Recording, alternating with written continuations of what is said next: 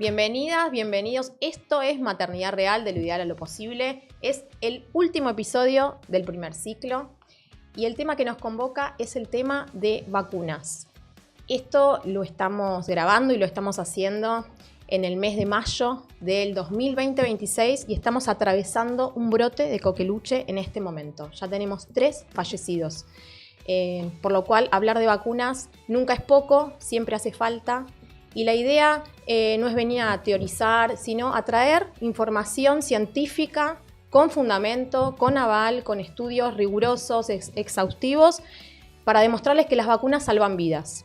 Por si esto no alcanzara, las vacunas en los últimos 50 años salvaron más de 150 millones de vidas, a razón de 6 vidas por minuto, y mientras grabamos esto, se van a haber salvado 360 vidas. Así que me parece que no es nada poco de lo que vamos a hablar. La idea es hablar con verdades y no con mitos. Y es por eso que tengo 2 invitadas que saben de lo que hablan. Son profesionales, son investigadoras y nos van a traer confianza y seguridad con información que está absolutamente chequeada por años de estudio.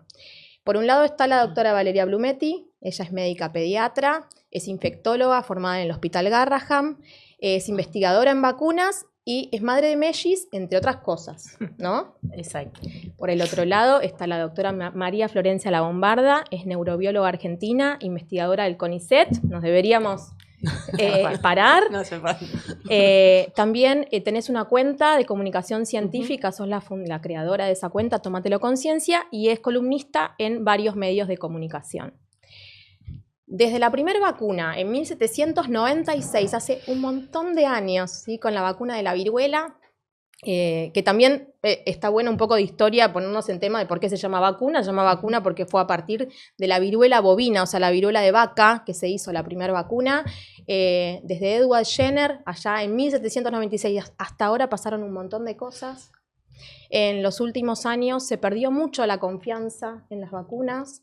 En parte también atravesamos una pandemia y hay mucha información sin sustento científico que circula en las redes y se viraliza, justo hablando de vacunas y virus, se viraliza en las redes sociales. Y la verdad es que la idea es poder hablar y volver a traer seguridad para aumentar las coberturas de vacunación, para que nuestros hijos, nuestras hijas, para que toda la población esté vacunada y esté protegida. Las vacunas no solo salvan las vidas individuales, sino salva la vida de la población, ¿sí? Es una medida de salud pública por la salud colectiva. Vamos a arrancar por lo más básico. ¿Qué es una vacuna? Bueno, hola, ¿qué tal? ¿Cómo están? Bueno, primero gracias por la convocatoria. Cada vez que se habla de vacunas, yo siento una urgencia por estar, por participar, porque la verdad es un tema que me convoca un montón. La vacuna es un entrenamiento, básicamente. Es un entrenamiento del sistema inmune. Se lo expone a un patógeno inactivado o atenuado o un pedazo del bicho, de una bacteria o de un virus, y se entrena el sistema inmune en condiciones controladas, donde el sistema puede aprender a reconocer a ese organismo, a esa parte de ese organismo, para cuando después se enfrente con el organismo real, gracias a una propiedad del sistema inmunitario, que es la memoria. El sistema inmune puede recordar esas pedazos de moléculas o esos organismos que vio, y cuando se encuentra al bicho real, ya está entrenado, ya tiene, monta toda la respuesta inmunitaria con anticuerpos, con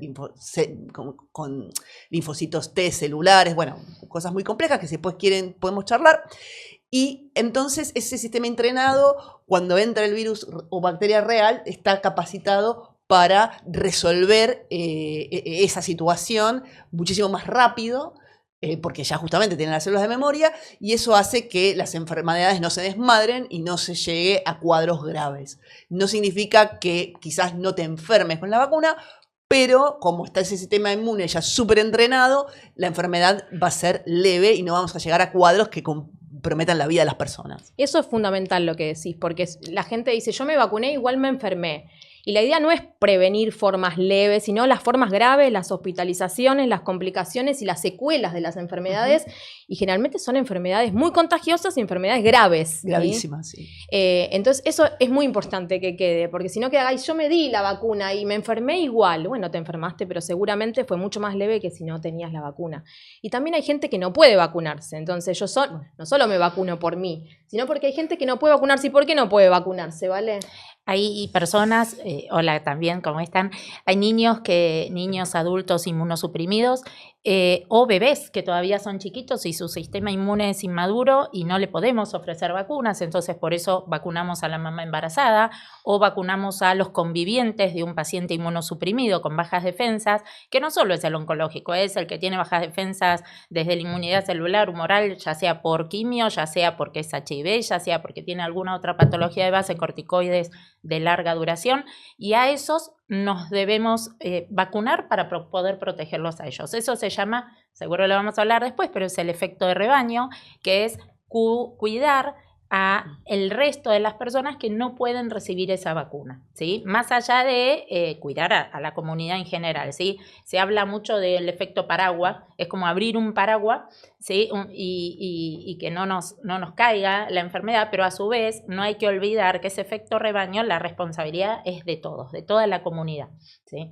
Así que bueno, un poco es eso. Sí, por eso hablamos de la vacunación como un acto solidario, ¿no? Por mí, por los demás. Exactamente. Y este efecto rebaño necesita que mucha gente esté vacunada para proteger a esos no vacunados. O sea, no alcanza con unos pocos. No. Sino que las coberturas de vacunación, o sea, la cantidad de gente que se vacuna por grupo etario tiene que ser muy alta para que eso suceda. Y lo que está pasando en nuestro país hoy, 2026, es que las coberturas están muy bajas. ¿Y eso qué riesgo real tiene? Bueno, las coberturas bajas, sí, se habla hasta de un 95% de cobertura para cubrir y poder hacer este efecto rebaño, y nosotros tenemos a veces coberturas del 50-60%, depende del grupo de edad, y eso hace que existan brotes o existan patologías que ya casi estaban erradicadas, eliminadas, y vuelven a aparecer, como ahora actualmente el brote de coqueluche que estamos sufriendo en nuestro país. Y la verdad es que tenemos que estar alertas todos los médicos y todo el sistema de salud para volver a cubrir a toda esa población y generar confianza, ¿no? Siempre la confianza y la buena comunicación de los médicos y los medios para que puedan aumentar las coberturas nuevamente. ¿Sí? Esto que decías que hay algunas vacunas que no llegan al 50%, para poner en contexto esto de que nuestro calendario nacional de vacunación es uno de los más completos del mundo, la verdad que es admirable la cantidad de vacunas que tiene, las enfermedades que previene, tétanos, difteria, hepatitis, tuberculosis, sarampión, rubiola, papera, digamos, podríamos estar, son muchísimas las enfermedades graves que se previenen, desde las incorporaciones de ciertas vacunas. Se controló el tétanos neonatal, se controló la rubiola congénita, la hepatitis A, que ahora también, este año, a principios del año del 2026, hubo muchos casos de hepatitis A. Y las coberturas de vacunación, esto de que hablabas, que fueron bajando, están tan bajas que los niños que reciben su refuerzo del año y medio, 1 de cada 3 no lo recibió.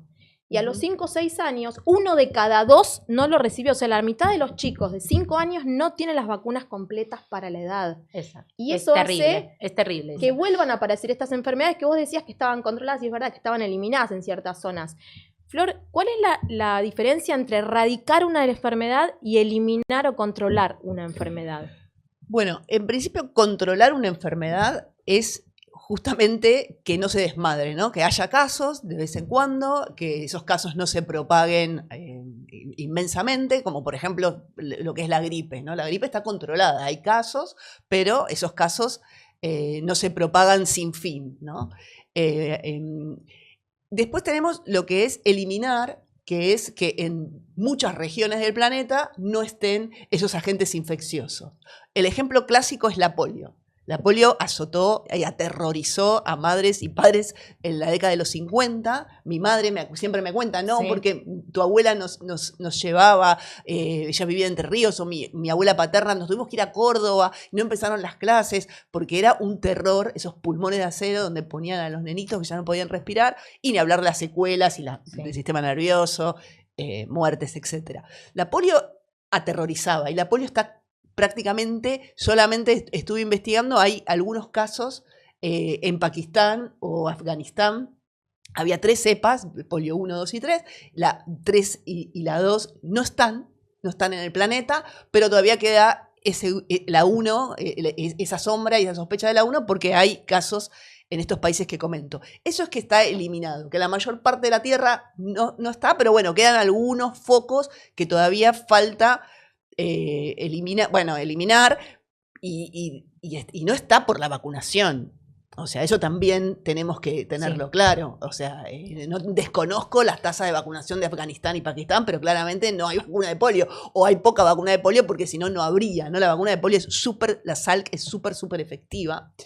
Y no me quiero ir de tema, y erradicar es justamente sacarla de la faz de la Tierra. El único virus que hemos erradicado es el virus de la viruela. Que bueno, tiene una historia hermosa, después si quieren podemos ir charlando más, pero ese virus sí lo sacamos, no existe más. Solamente existen en laboratorios de alta seguridad en 2 partes del mundo. Uno está en Atlanta, en Estados Unidos, hay una muestra, y otro en Alaska, en Siberia, bajo el frío. Esas son las únicas 2 muestras que hay hoy del virus de la viruela en todo el planeta y están bajo 4.500 llaves y en laboratorios de alta seguridad, porque la viruela es un virus súper peligroso. En el siglo XX mató 30 millones de personas. Sí, el objetivo final de una vacuna siempre es erradicar la enfermedad. Obviamente para eso hay un camino muy largo y mientras no haya tasas de cobertura altas, eso no va a suceder. No va a suceder. También no es que cualquier virus se va a erradicar, ¿no? La viruela tiene particularidades, porque no tiene reservorios animales, porque la vacuna es muy fuerte, porque genera una inmunidad muy grande. En fin, no es que no soñemos con la idea de que vamos a erradicar todos los agentes infecciosos del planeta, porque eso científicamente no es cierto, pero a muchos sí los podemos tener muy a raya y a muchos sí también. La polio, por ejemplo, es un virus que puede erradicarse si seguimos sosteniendo la vacunación, por supuesto. Sí, eso es recontra importante. Acá en nuestro país el calendario tiene la de la polio, que es la Salk, la tiene, es escalonado, necesita refuerzos, se dan varios cuando son bebés, después tiene refuerzos cuando son más grandes. También hay recuperos, todos esquemas que nosotros decimos recupero, cuando hay un niño que no está vacunado, tiene el esquema incompleto y puede recuperar las dosis. Y esas vacunas... sobre todo, bueno, la Salk y otras vacunas que tienen esos refuerzos, es importante hacer el seguimiento con el calendario nacional de vacunación, tener los esquemas al día y saber que son gratuitas, están en todos los vacunatorios o deberían estar en todos los vacunatorios públicos del país. Sabemos que hay faltantes en el último tiempo y que son obligatorias. Vacunarse es un derecho y también es una obligación. Tenemos una ley 22.909 que dice que las vacunas son obligatorias para toda la población. No solo se vacunan los chicos, sino también adolescentes, adultos jóvenes, personas mayores. Y nuestro calendario nacional da algo que es fundamental para la salud pública, que es equidad. Todos acceden a todas las vacunas, no solamente el privilegio del que puede pagar esa vacuna que no está del calendario. ¿Qué tiene que pasar para que una vacuna entre en calendario nacional? Bueno, en realidad, para que entre, antes de comercializarse, las vacunas pasan por una serie de etapas. Vos me referías respecto a eso, ¿no? Sí. A las etapas de las vacunaciones. Bueno, la verdad es que una vacuna lleva años de producción y encima el mayor tiempo de la producción, más allá, ahora les cuento las etapas, pero más allá el mayor tiempo de fabricación es más que nada de controles de seguridad. O sea que una vez que llega realmente a calendario o a nivel comercial a comercializarse, a venderse, pasó por años de estudios, ¿sí? De controles. Empieza una etapa preclínica, ¿sí? Que es habitualmente no es en humanos, es una etapa preclínica. Después viene la etapa 1, donde es una etapa chiquita con muy poca cantidad de adultos sanos, ¿sí? Habitualmente son menos de 100, 50, 100 adultos sanos. Y siempre en todas las etapas se ve seguridad. Por sobre todo, la seguridad es lo principal, ¿sí?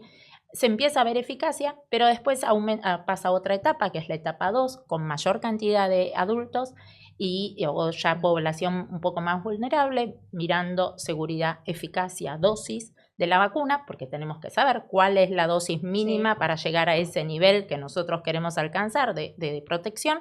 Y después viene la etapa 3, que es la etapa anterior a ya la comercialización o la aprobación de la vacuna, que ya es en población vulnerable con muchas más cantidad de personas y a su vez es multicéntrico, o sea, no solo se hace en nuestro país, sino en múltiples países para tener una idea de abarcar toda la población y cómo esa vacuna ayuda o no.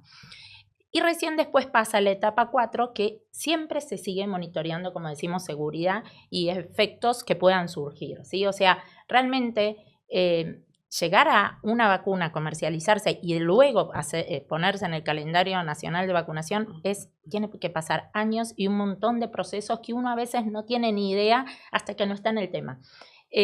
Por eso realmente las vacunas dan confianza, o sea, no saber de vacunas es por ahí, o hablar mal de las vacunas es no saber todo el estudio que hay atrás de todo eso, ¿sí? Entonces, realmente la gente participa de estos estudios, hay gente que está muy confiada en participar de estos estudios y realmente gracias a eso después que salen a la venta y nos protegen a todos, ¿no? Así que... Claro, y cada país, hay organismos internacionales y cada país regula. Exacto. O sea, no se termina cuando empiezan a vacunarse la población general, sino que eso sigue de por vida. Todas las vacunas tienen la vigilancia epidemiológica. Exacto. Y las van siguiendo la seguridad, los efectos adversos que nombrás, se notifica lo que va sucediendo, eso se controla, se estudia, se ve si es relacionado con la vacuna, si no está relacionado con la vacuna, y hay entes regulatorios. Exacto. En Argentina tenemos ANMAT por sobre todo, pero a su vez, cuando a un estudio como es multicéntrico y para ser avalado en los otros países, dependiendo de dónde es la vacuna, viene, si Estados Unidos está interesado, viene FDA, viene EMEA, que es de Europa. O sea, hay múltiples entidades que controlan esa vacuna, más allá de el laboratorio que está produciéndola y a su vez comités de éticas independientes que no tienen nada que ver con ninguna de esas instituciones. O sea, es un control sumamente riguroso. Sin conflictos de interés, digamos. Ni un conflicto de interés. Exacto. Porque como están los laboratorios forman parte y para que no haya dudas de esa seguridad y de esos controles, justamente hay gente independiente que no tiene nada que ver con los laboratorios controlando todo, más allá de ANMAT que nos viene a inspeccionar. Yo he tenido inspecciones de ANMAT y FDA y la verdad es que son sumamente rigurosas y excelentes. Y uno aprende un montón después de que viene ANMAT. Si bien es muy estresante el momento, la verdad es que es maravilloso el trabajo que hacen. Así que la verdad es que hay que confiar en el proceso que hacen en el país. En el país hay muy buena investigación. Bueno, con CONICET, por supuesto, ¿no? Nos sacamos el sombrero, pero realmente a nivel país, tanto privado como público, se hace excelente investigación. Bueno, tenemos grandes profesionales en nuestro país, muchos formados en universidad pública, muchos trabajando en organismos públicos, que tienen, o sea, poliempleos, porque, bueno, trabajan en varios lugares en el mismo momento. Y eso realmente es muy importante. Tenemos premios Nobel, digamos, de investigaciones en este país, que es la verdad que es un orgullo nacional.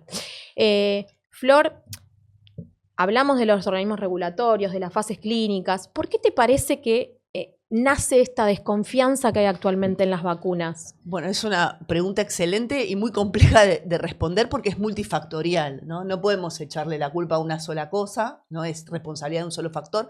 Hay muchas cosas que intervienen. En primer lugar, bueno, pasamos una pandemia, la gente ahí se alejó del sistema de salud por cuestiones, bueno, que todos conocemos. Entonces, eso hizo que por ahí algunos calendarios ya se interrumpieran y si ya falta la primera dosis. También es importante decir que siempre uno está a tiempo de recuperar el esquema de vacunación, consultar con los pediatras y ver cómo se puede hacer para meterse en carrera, ¿no? Que no se queden afuera porque falta la primera dosis de algo. Entonces, eso pasó. También se generó alrededor de las vacunas de COVID mucha desconfianza, se politizaron, se polarizaron. Entonces, eso también, muchas veces, cuando una vacuna empieza a tener como una etiqueta política o es un lugar de lucha política, ahí ya la gente antepone sus prejuicios y sus sesgos, los pone antes que la vacuna, ¿no? Y bueno, y hablando de sesgos, muchas cosas también ocurren porque el cerebro tiene un montón de sesgos y mecanismos de confirmación. Uno es que por ahí aleja a la gente de lo que es el acercarse a las vacunas. Por ejemplo, está el sesgo de aversión a la pérdida en el cerebro, ¿no? Por ejemplo. Entonces, el cerebro siempre va, de alguna manera, a computar si hay pérdida o no, si tiene una pérdida o un riesgo, y va a evitar el riesgo a toda costa. Entonces, si uno presenta que la vacuna salva vidas, son buenas, bárbaros, de enfermedades que la gente no ve, porque están totalmente invisibilizadas, y pone en la balanza el riesgo de los efectos adversos, dice no. Yo no quiero tener efectos adversos, ni aunque sean leves, ni aunque sean con baja probabilidad, yo no me quiero arriesgar a eso, porque no ve realmente el riesgo de las enfermedades. Entonces, esa falta de percepción de riesgo de las enfermedades empieza a gatillar un montón de mecanismos adentro del cerebro y de sesgos cerebrales que hace que yo por las dudas no me vacune. Si yo estoy sano, ¿por qué me voy a tener que someter a un riesgo que evalúan innecesario? Porque justamente las vacunas muchas veces se dice, ¿no? Son víctimas de su propio éxito, y eso es verdad. Sí. Las enfermedades no se ven. Y no tenemos la costumbre, no sé, de ir a una plaza a ver a los pibes saltar y correr y decir, pero mirá la SALC que bien está funcionando, ¿eh? No, la verdad, la SALC está hermosa. Está Dios y después la SALC. No decimos eso, no pensamos así, porque justamente tenemos estos sesgos. Si no vemos las cosas, pensamos que no existen. Entonces, o hay otros sesgos que se llaman, por ejemplo, sesgo de omisión, donde las personas se sienten responsables de lo que hacen. Si yo vacuno a mi hijo y le pasa algo, tiene efectos adversos, aunque sea leve, qué sé yo, le pasa algo, es mi responsabilidad, porque yo lo hice. Pero yo no me hago responsable de lo que no hago, que es no vacunar. Y no vacunar también es una decisión. Entonces, no puedo pensar que solo se le pasa algo si yo lo vacuno. Y si no lo vacuno, es culpa del destino, culpa de la enfermedad, mala suerte. No, no es así. O sea, no vacunar es una decisión y estás exponiendo, y nos estamos exponiendo a bichos que algunos son muy malos, sí. Hablando mal y pronto, ¿no? Pero no los vemos, no vemos lo peligroso que pueden ser, porque las vacunas funcionan muy bien, pero los bichos están circulando y las vacunas los tienen a raya. Si no, reaparecen, brotan, como se dice, ¿no? Bueno, eso es una cosa. Después la desinformación.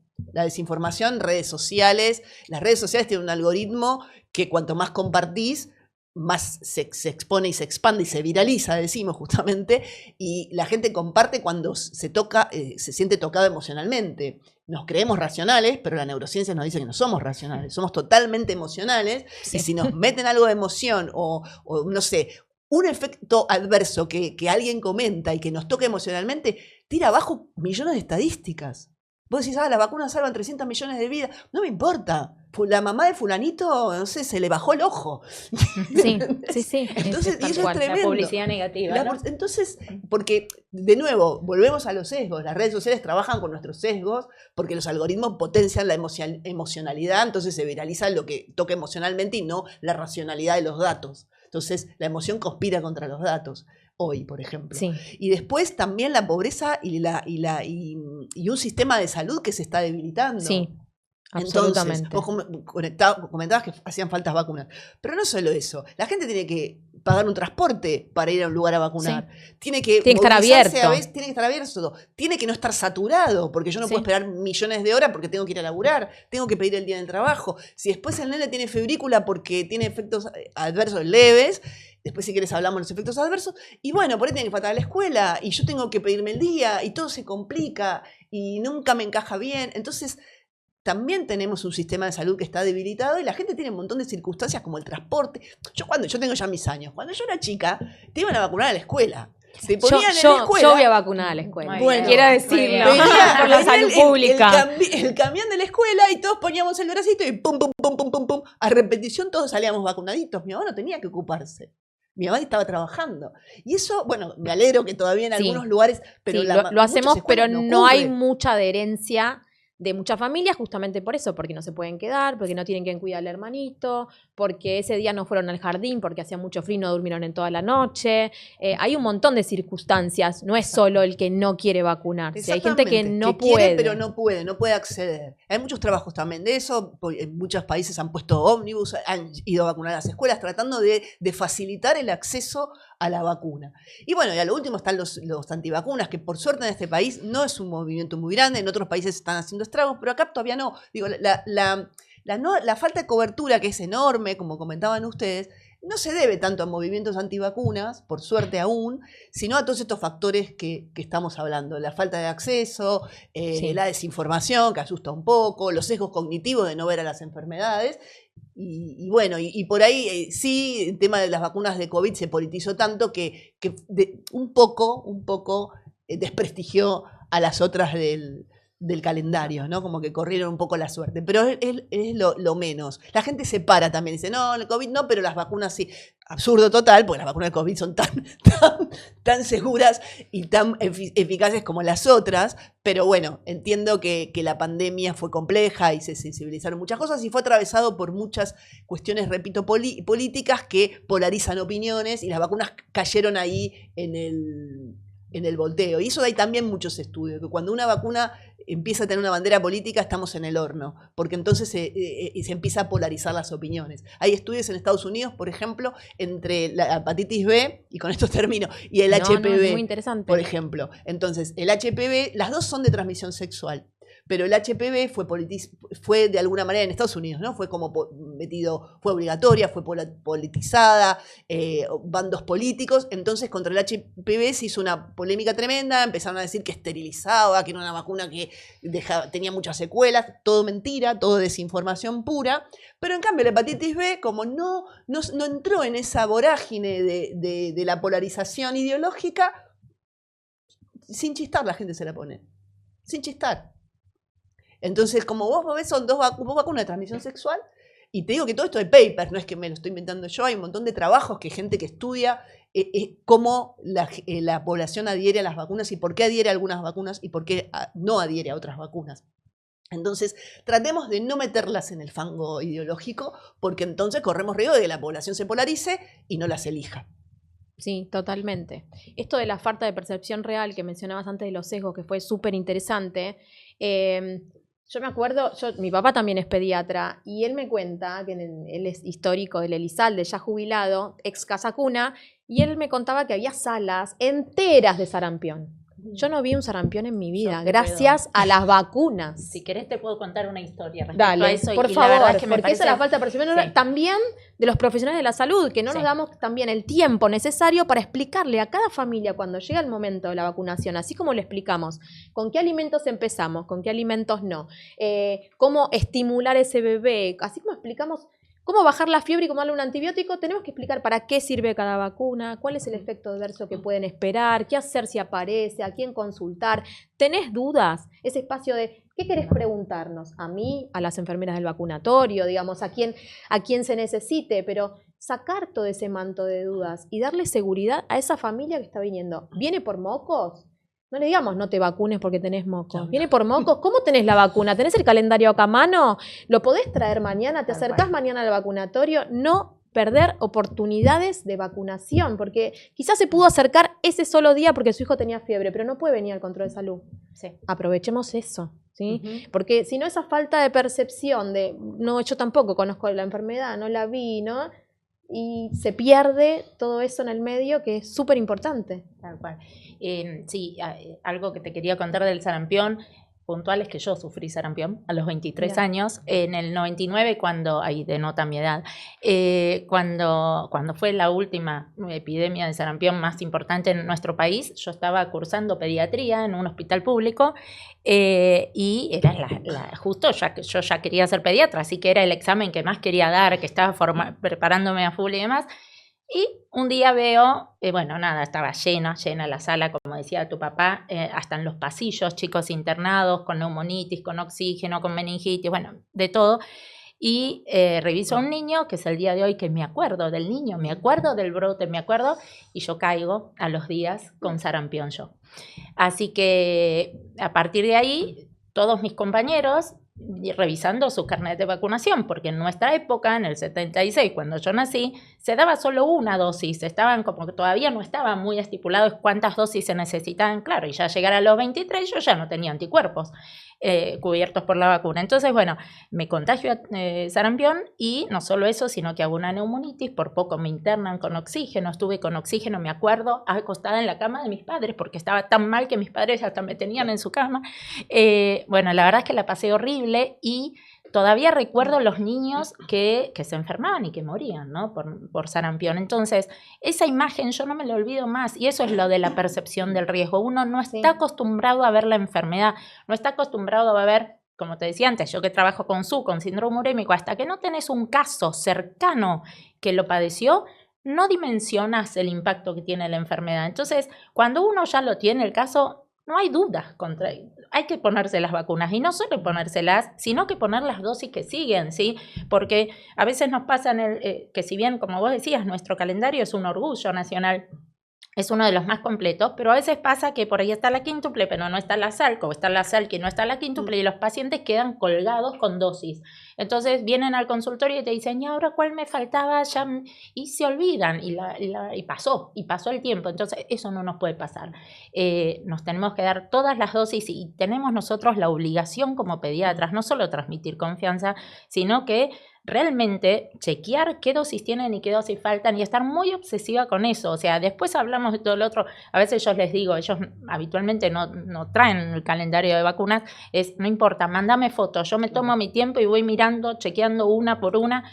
Lleva un montón de tiempo, sí, pero es y algo tener nosotros también bueno, o sea, como adultos y sobre todo como profesionales, como pediatras, trabajamos con chicos, tenemos que tener las vacunas al día. Ahora la de coqueluche, sobre cada todo. 5 años, si estamos en contacto con menores de 1 año, tenemos que tener, yo me la di en todos mis embarazos, así que la tengo reactualizada. No, pero ya tengo en mi cabeza cuándo tengo que darme la próxima dosis. Es fundamental. En los que estamos en contacto con menores de 1 año, sí o sí la triple bacteriana es cada 5 años, y eso es algo que volvimos a chequear ahora que hay un brote, y entonces hay muchos que dicen, ay no, pero yo ya me la di hace 10 años, me retoca. Bueno, nosotros también somos responsables de cuidar a la población, no solo de indicar las vacunas, sino dárnoslas. No, por supuesto, y aparte es una obligación, ¿no? Es un derecho también para las familias que acompañamos. Por favor. Y me voy a meter en un tema que me parece que es importante, porque siempre hay una mítica atrás y una cosa de que uno oculta las cosas, que dónde está el prospecto de la vacuna, que cómo no le decimos los efectos adversos, o los que se pega, que la vacuna se pega, o que un control mental y control poblacional, y en realidad no hay nada oculto. Todas las vacunas tienen efectos adversos, y esto lo digo mirando a cámara, todas tienen efectos como hay fármacos que tienen, y medicaciones y preparaciones que tienen efectos adversos. Los efectos adversos graves son extremadamente infrecuentes. Como decía Vale, dentro luego de su aprobación, se hace un seguimiento exhaustivo, riguroso, no solo, digamos, desde el laboratorio que comercializa, sino de entes regulatorios de todo el mundo que hacen investigación en vacunas y que hacen seguimiento de esos efectos adversos. Nosotros como pediatras en el consultorio estamos obligados a notificar efectos adversos que pueden estar relacionados con las vacunas, y eso se hace en un montón de controles.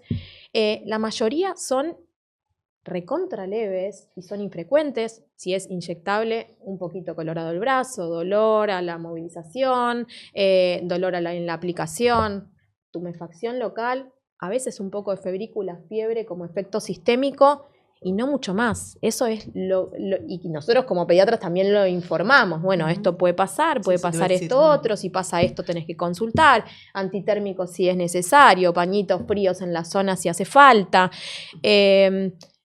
Pero ¿por qué hay tanta? ¿Cómo lo explicamos de la neurobiología? ¿Cómo explicamos esto de que creemos que nos ocultan algo? Bueno, eso también está fogueado porque nos da miedo. O sea, de nuevo, lo que son las redes y lo que es que somos seres emocionales. Somos animales emocionales, lo siento si rompo ilusiones de que somos muy racionales, pero no. Entonces, de nuevo, un miedo, alguien que se le ocurre una teoría conspiranoica de estas de los chips y de las cosas, qué sé yo, y a mí me da miedo, eso lo comparto, y así se agranda y se agranda. Básicamente es eso. Volvemos a eso, al miedo que generan y a la emotividad, ¿no? Como que ahí no nos podemos. Y después, básicamente, también yo creo que, sobre todo las vacunas adyuvantadas, ¿no? Que pueden tener dolor muscular y qué sé yo, que hay que informar, ¿no? Ojalá todos los médicos que tengan, o pediatras o médicos que tengan enfrente a los pacientes les digan, mirá, que se tomen el tiempo, porque sabemos que la atención médica, bueno, está todo muy difícil, la vida está difícil y muchas veces los pacientes pasan por los consultorios como una cinta, ¿no? Entonces hay que tomarse el tiempo. Me encanta lo que vos decís, que ustedes lo hacen, de decirle, mira, esta vacuna te va a pasar esto, esto y esto, esto. Porque si no lo avisás, la segunda dosis no se la pone. Entonces hay que avisar de esas cosas. Y también cuando empiezan y traen efectos adversos raros, también hay como una especie hay que hacer como una transposición didáctica de esos efectos adversos y ponerlos en estadísticas que la gente comprenda. Porque si yo te digo uno en 1.000.000, uno en 100.000, uno en 1.000.000, uno en 20.000, no es nada. O sea, los números son muy abstractos. Nosotros estamos entrenados a ver números porque estudiamos en la facultad números, porque la ciencia se escribe en números, la medicina muchas veces también, y entonces a mí los gráficos me hablan, pero la gente no. Entonces lo que hay que tener claro es hacer una pedagogía. Yo doy clase en la universidad, en la Facultad de Medicina en UBA. Siempre digo a mis alumnos, ustedes tienen que ser docentes de sus pacientes. Sí, Eso es totalmente. fundamental. Entonces hay que hacer una transposición didáctica de los efectos adversos para saber comunicarlos, para que no generen fantasmas. Entonces, no sé, yo siempre les digo, muchas veces cuando doy charlas de vacunas y qué sé yo, bueno, tenete, por ejemplo, unidades que les representen algo a la gente. Una cancha de River son 100.000 personas. 10 canchas de River son 1.000.000. Entonces vos decís, bueno, da miocarditis. Bueno, sí, pero uno en 1.000.000, ponele que sea un efecto. Entonces vos vacunás 10 canchas de River completa y una sola persona tiene un efecto adverso que encima es tratable. No se va a morir de eso, es tratable. Entonces poner en términos visuales que la gente comprenda, o en términos de estadística de la vida cotidiana. Está bien, algunas vacunas generan trombos, pero viajar en avión también. Y viajar en avión tiene una probabilidad de trombos más alta que lo que puede generar una vacuna. Un accidente de tránsito. Ir en una ruta es mucho más peligroso que ponerse una vacuna.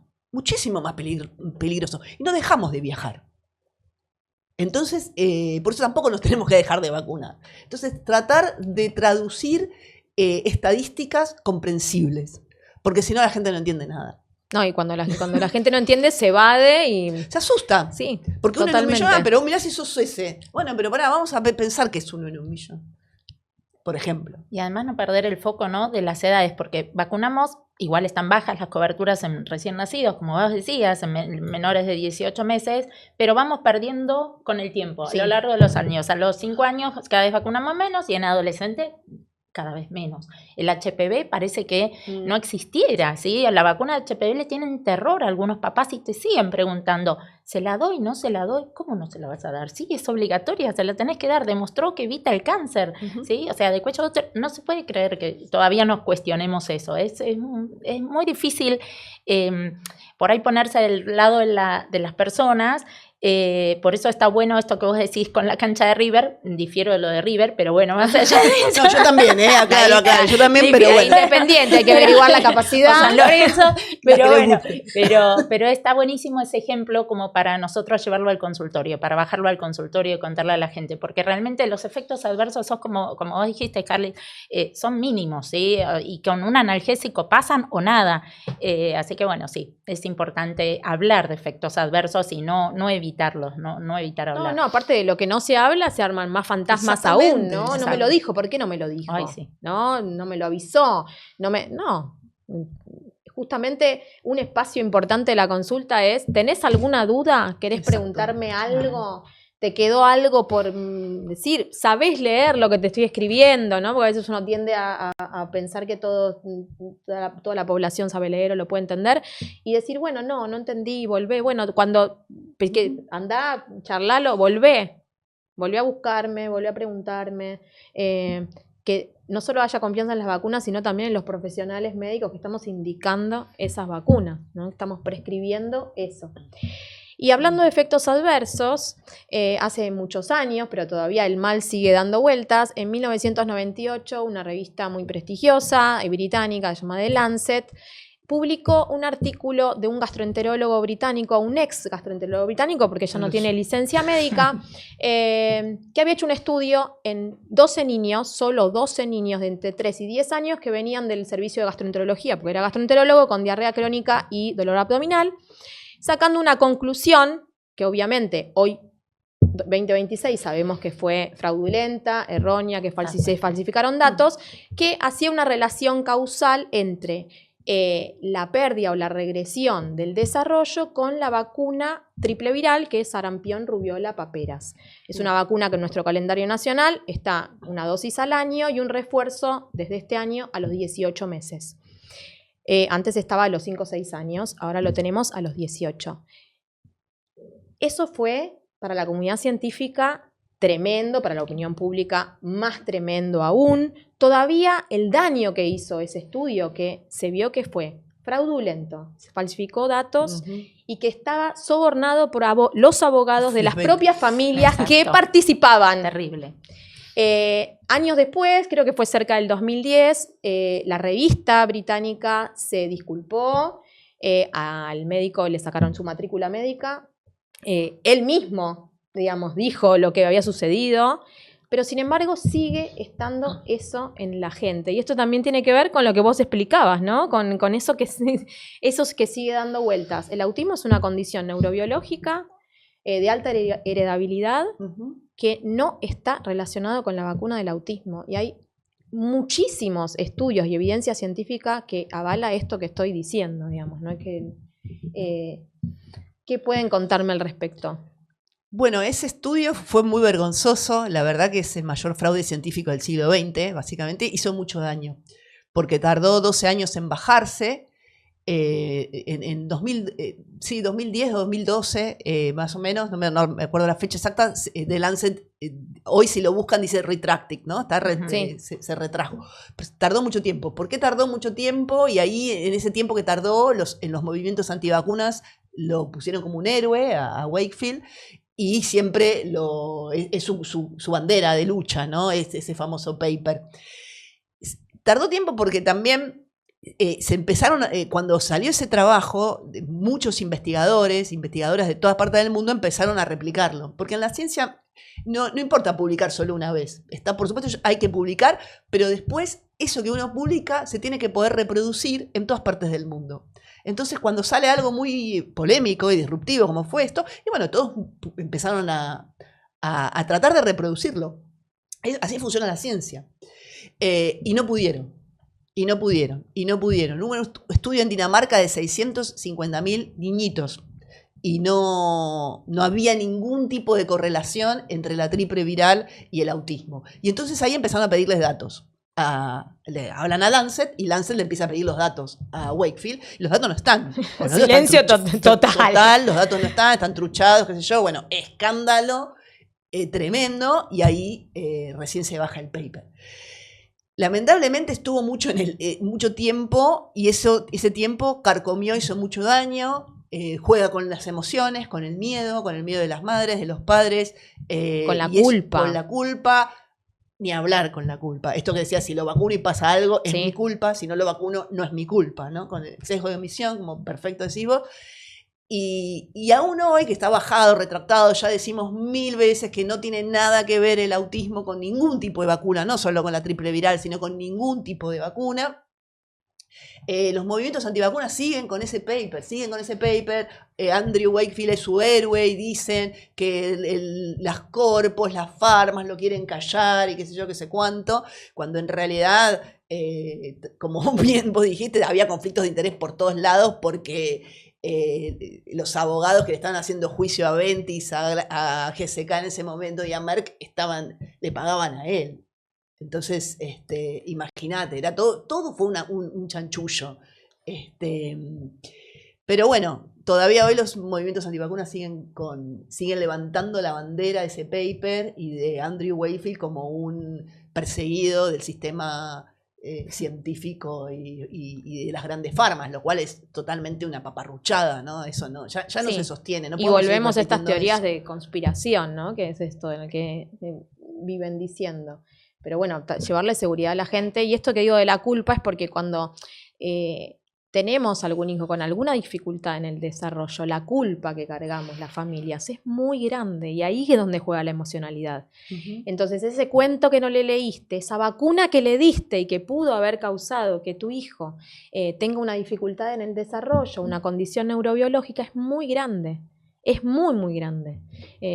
Y es muy difícil revertir esto, porque como vos decís, hay que ir contra esa emoción que siente la familia, pero bueno, llevando tranquilidad con esto, que hay rigurosos estudios posteriores que contradicen lo que él dice, y aparte se vio que estaba todo falsificado, ¿no? O sea que tenemos dos cosas, ¿no? Que por un lado sabemos que estaba falsificado y por otro lado que tenemos un montón de estudios rigurosos con muchísima más población que lo continuaron en el tiempo, que siguen en el estudio, que no vincularon para nada ninguna relación. Así que bueno, vacunar con tranquilidad a sus hijos y a sus hijas, me parece que es algo muy importante. ¿Cómo podemos hacer para subir las coberturas? ¿Qué podemos hacer desde nuestro espacio, de nuestro lugar? No hablo obviamente de las políticas públicas que debería haber y acercar las vacunas a la población y mejorar el sistema de salud. Pero ¿cómo podemos hacer nosotros desde el consultorio, desde nuestro espacio de divulgación científica? Bueno, desde un lado hay algo que sí se fue viendo, o sea, vos ves el calendario nacional y es cantidad de vacunas que tenemos, por suerte cada vez se combinan más, entonces en una aplicación por ahí damos 6 vacunas contra 6 virus o bacterias distintos, entonces eso es algo que simplifica el esquema de vacunación. Por el otro lado, obviamente, como vos decís, la confianza es la base, la confianza en el médico y charlar estos espacios, ¿sí? Por más que de vacunas se hable mucho, todavía falta generar más confianza en el medio. Así que lucha tenemos un montón todavía por dar, pero por sobre todo creo que el médico, la diferencia con la IA que tenemos ahora, que es nuestra competencia a veces, es el tema del estar, del oír, del escuchar a las familias y ver por qué ellos dicen que no o por qué dudan. Y ahí es donde nos tenemos que meter y comprometer nosotros como pediatras de cabecera, porque el pediatra a veces es pediatra de familia, ¿no? De la familia. Más de una vez indicamos antigripales, tétanos, sí, al resto de los padres y al resto. A los abuelos que vienen, terrible. Indicamos neumo. Así que el dedicarles tiempo y escucha es lo que nos diferencia ante todo y creo que va a ayudar a mejorar la confianza en las vacunas, ¿no? Pero bueno, si hay más ideas, por supuesto, bienvenidas.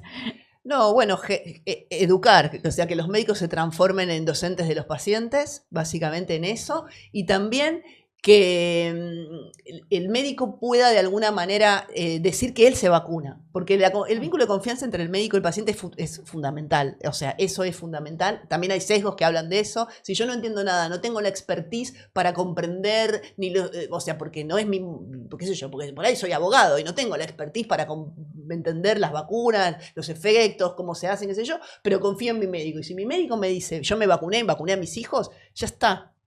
O sea, eso también es un sesgo que se llama sesgo de confianza. Entonces, eso también juega a favor. Tenemos que decir que nos vacunamos. Y hay estudios. Cuando en una familia uno se vacuna, a mí me pasó con el dengue. Me vacuné yo con el dengue y empezó mi mamá, ay, ¿por qué te vacunaste con el dengue? Bla, bla, bla, bla. Y mi tía, ay, yo también quiero. Entonces, sí. Y se vacunaron todos contra el dengue. Nosotros también somos esos vectores que con nuestro ejemplo de que no le tenemos miedo, de que le tenemos confianza, educamos. El ejemplo educa. Eso de los hijos me lo preguntan, no siempre, sé, ¿viste? Siempre. ¿Le diste la vacuna a tus hijos? Sí, por supuesto. Pero claro que sí, que no les entran en el calendario, ¿viste? Te van pegando con la brochadora. Sí. Y mismo nosotros los adultos, porque eso también, lo dije antes, hay vacunas para todas las etapas de la vida. Por supuesto que el sistema inmunológico está en formación en los más chiquititos, por eso el calendario tiene, a veces te preguntan tantas vacunas, y sí, necesitan la exposición varias veces, a veces a la misma vacuna para generar una inmunidad protectora para ese bichito, digamos. Hay también vacunas en embarazadas, hay también vacunas en personas mayores. Los adultos también deberían repetir dosis cada cierta cantidad de años, digamos, todos los profesionales deberíamos saber de vacunas. Sí, no solo los pediatras, que es como que tenemos la bandera de las vacunas, pero a ver, los obstetras cada vez por suerte se ayornan más y están más metidos, y después los cardiólogos con distintas vacunas, los clínicos, ¿sí? Y todos los médicos, como los decís. infectólogos, bueno, ni hablar, por que supuesto. Están recontraformados Sí, ahora en época del mundial, si viajamos también, decir, Sí, bueno, medicina del si alguien viajero, viaja, la medicina del absolutamente. viajero, sumamente Yo importante cuando me fui porque al nos sudeste traen. asiático me tuve que poner una lista así, me Claro. dieron de vacunas, de bichos que acá no circulan y allá circulan, y bueno, te tenés que informar cuando te vas a países Sí, asesorarse. extraños que no conoces, asesorarte, y medicina de viajero te súper asesoran, te dan todos los pinchazos que te tenés que dar para tener un viaje feliz. Sí, y no traer una bacteria que por ahí Además, nosotros bueno, ni teníamos hablar. casi eliminada. Sí. Y saber que no solo va a acceder el que puede pagar, sino que tenemos medicina del viajero en la salud pública, digamos. Hay lugares donde se han formado específicamente para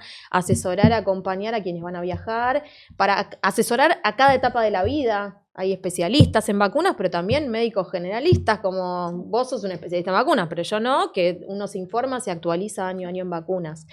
Hay muchos mitos alrededor de las vacunas. A mí no me gusta mucho hablar de los mitos porque como que le damos una entidad, pero sí para traer verdades.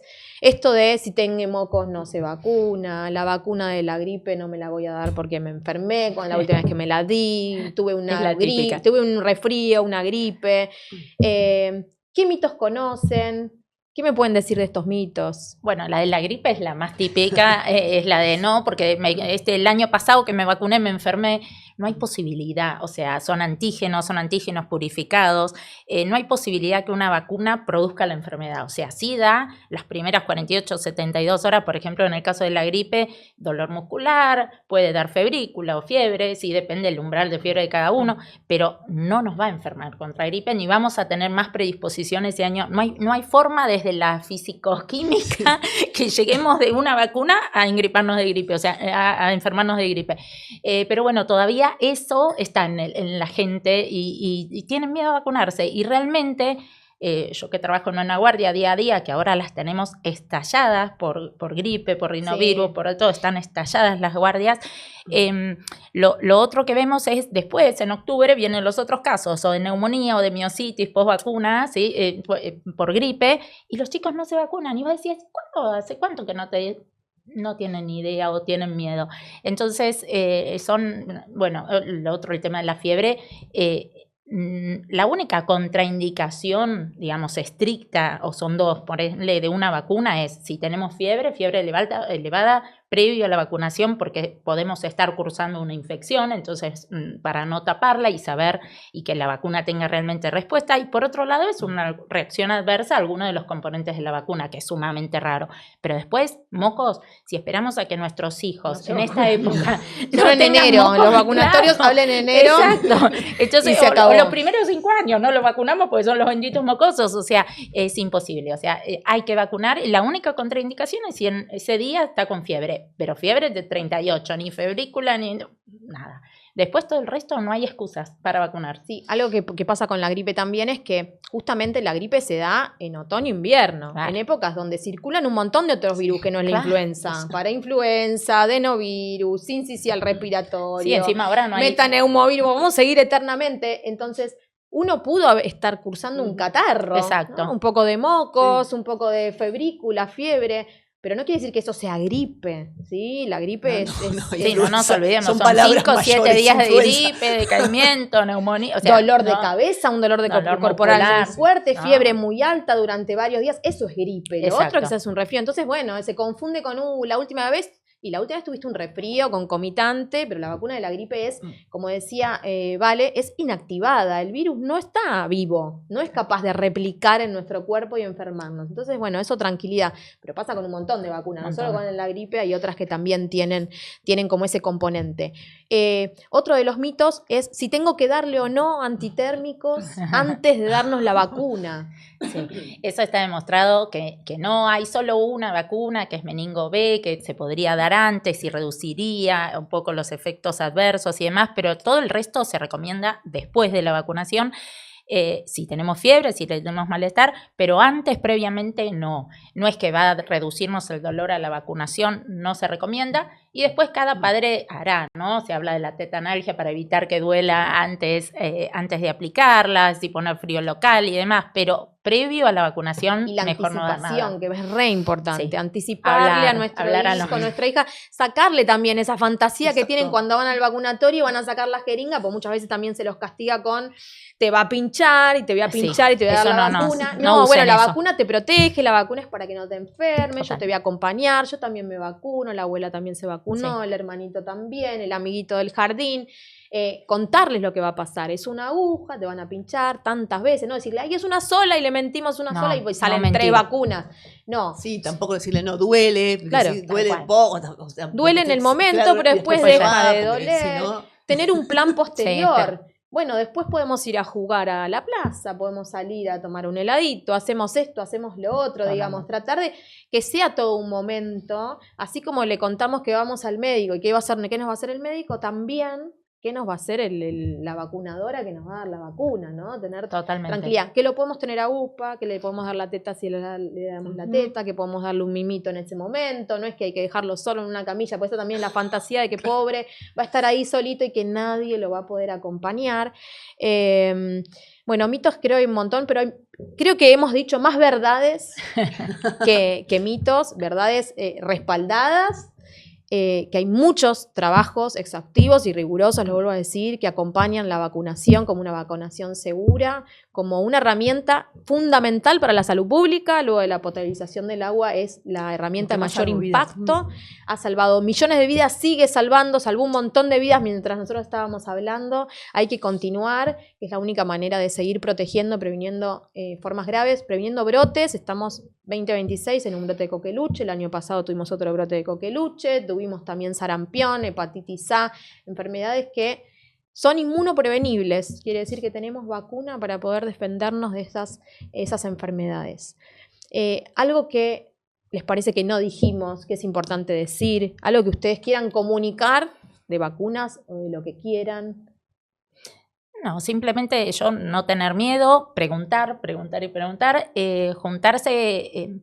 A veces oímos muchos médicos y no ayuda por ahí tener uno de confianza y ese ser el médico de la familia y el de cabecera y sacarse todas las dudas. Y confiar que realmente se hace buena medicina en nuestro país. O sea, realmente estamos a nivel internacional, las vacunas, nuestro calendario es comparable con el resto del mundo, así que creo que estamos súper bien encaminados, es solo cuestión de hablar. Y hay vacunas que se fabrican acá. Bueno, eso es para el resto del mundo. Sí. ¿No? Se hacen acá, industria nacional, y se importan para el resto del mundo. O sea que estamos hablando de una calidad científica altísima. Bueno, ustedes son grandes ejemplos de esto, están haciendo investigación, son profesionales. Me parece que es importante que sí, también que recalcar sepa. Que hay gente que realmente se pone para que investiguen con ellos y digamos, se está convencida de que puede ayudar al público, ¿sí? Y al resto de la humanidad. Entonces, y por eso están en los trabajos de investigación. Eso es sumamente... Yo que ahora tengo un trabajo de investigación en gente mayor, de vacunas en gente mayor, viene la gente y te dice, yo quiero ayudar, quiero ser parte de este estudio para poder ayudar a otros y que a otros los se salven de esta enfermedad. Y eso es increíble, ver el otro lado, ¿no? Están los antivacunas y la gente que quiere ayudar, eso es genial. A mí me enseñan un montón esa gente. Así que, nada, estamos bien, creo yo, estamos encaminados, ¿no? Sí, yo lo que quiero solo recomendar que chequeen fuentes, ¿no? Porque las redes sociales, justamente con esto de volvemos a que somos emocionales, las redes sociales juegan con nuestra emoción, juegan con nuestros miedos, juegan con nuestros sesgos, con nuestras paranoias. Entonces hay que chequear la información, hay que buscar las fuentes, quién lo dijo, dónde está, confiar en las sociedades científicas del país, la Sociedad Argentina de Pediatría, la Sociedad Argentina de Infectología, de Virología. Hay muchas sociedades, quizás las páginas web no son lo más divertidas de esas, por ahí el influencer que me da miedo es más divertido que esas páginas, pero no importa, vayan y chequeen las informaciones. Hay médicos influencers que son muy serios, hay investigadores influencers que son muy serios, o sea, pueden seguir... Fíjense a quién siguen y fíjense de dónde viene eso que da miedo, que asusta. qué fuentes hay, porque esa vigilancia cognitiva que tenemos que hacer de nuestros propios sesgos es fundamental para tomar decisiones informadas y cuidarnos. No, es espectacular, la vigilancia cognitiva, me encantó. Me encantó, tal cual. Sí, lo tenés que patentar. Sí. Me parece brillante porque es verdad, ¿no? Quien uno sigue, quien uno confía, a veces genera más impacto alguien que viene y te dice, esto es peligroso, que alguien con vende más el que hace muchísimos ruido. años de formación. Bueno, yo siempre cuento en la Sociedad Argentina de Pediatría, yo estoy en la subcomisión de medios y comunicación, y el reel que hoy por hoy, ¿no? El video, ese cortito, que tiene más vistas de la Sociedad Argentina de Pediatría es Ángela Gentile, que también debería pararme, ¿no? Sí. Que es ella hablando a cámara, hablando de Coqueluche, que no tiene Instagram personal, que no es una influencer, digamos, y es una médica, pediatra con una trayectoria atrás impecable, hablando de Coqueluche, y gracias, digo, qué suerte que ese video es el que tiene mayor vistas de todo el Instagram de la Sociedad Argentina de Pediatría, ¿no? Qué suerte que la gente la escucha, que aunque no tenga un Instagram personal, escuchó lo que dijo, cree en sus palabras, confía en lo que dice, y tuvo tanta viralización, y no alguien que viene y que te dice, no sé, ponete al sol, no sé, bueno, iba a decir una mala palabra, pero ahora dicen que si te expones hasta el ano al sol, te juro por Dios que lo vi el otro día, y que el blanqueo anal, no se puede creer. En fin. Por eso chequeen fuentes, fuentes. No, es terrible, yo me quedé anonadada con eso, porque no, es realmente, y todavía no tenemos a nadie que regule en nuestro país. Hay algunos países que están regulando todo lo que tiene que ver con redes sociales. Acá aún no. Acá no. Acá, bueno, muchas veces la gente piensa que regulación es una mala palabra, pero creo que regulación a veces es necesaria, porque si no, la desinformación abunda y bueno, y la gente puede llegar a tomar malas decisiones copadas por esa emocionalidad que gatilla esa noticia y bueno, y se puede afectar bueno, en la pandemia la gente se murió por tomar dióxido de cloro, o sea, esto no es un chiste cuando digo, ¿no? Un nenito y después otro señor. Entonces, la desinformación puede ser muy grave, por eso, repito, hay que chequear fuentes. Sí, hay que checar fuentes y hay que checar esquemas de vacunación, así que mientras estuvieron escuchando esto, ahora terminan, estaban haciendo algo, estaban manejando, cuidando a sus hijos, todo, agarran el carnet de vacunas de toda la familia, sí, no tienen por qué saber leer un carnet de vacunas, se acercan a algún lugar, hacen la consulta que tienen que hacer, y si tienen los esquemas que no están completos, siempre hay tiempo de completarlos. Ningún esquema se reinicia excepto que no exista ningún dato sobre vacunación de esa persona, o sea, que no esté en la historia clínica, que no esté en el colegio, que muchas veces nos piden los carnets de vacunación, sino ningún esquema se reinicia, todos se completan desde donde se dejaron, y nunca, jamás es tarde para ponerse al día con las vacunas. Muchísimas gracias por el tiempo, el tiempo que vale oro, el tiempo de valor. Gracias por su trabajo que hacen en investigación y también por la difusión en redes sociales. Les agradezco un montón. Yo a vos, Flor, te sigo hace un montón. Bueno, tómatelo conciencia. Eso, hay que seguirla ya. No, la verdad que muchas gracias. La verdad que la forma en la que explicás las cosas fácil, ¿no? Como las cosas a veces complejas para quien no es profesional o para que no es, no sé, no digo profesional, pero el que no está en el tema, las pueda entender, eso es muy valioso. Bajar a tierra la información es muy valioso. Y a vos, Vale, que te conozco, nos conocemos de antes. Mucha gente en común. Tenemos mucha, Anita, te mandamos un beso, Anita Chernicki. Se va a emocionar, Anita, va a llorar. Compañera de residencia, una gran compañera de residencia, la quiero mucho. Bueno, muchísimas gracias por esto. La verdad que para mí tiene mucho valor. Esto me parece que estamos haciendo un mínimo granito de arena, pero por la salud pública, porque aumenten las coberturas, porque menos chicos se enfermen, para que no escuchemos en las noticias ni coqueluche, ni tétanos, ni sarampión, ni hepatitis A, ni polio, ni nada, ¿no? Que los chicos crezcan sanos y felices y que tengan una vida lo más larga posible. Bueno, muchísimas gracias. Se terminó el primer ciclo de Maternidad Real. Esperamos volver pronto para una segunda temporada. Muchas gracias por estar del otro lado.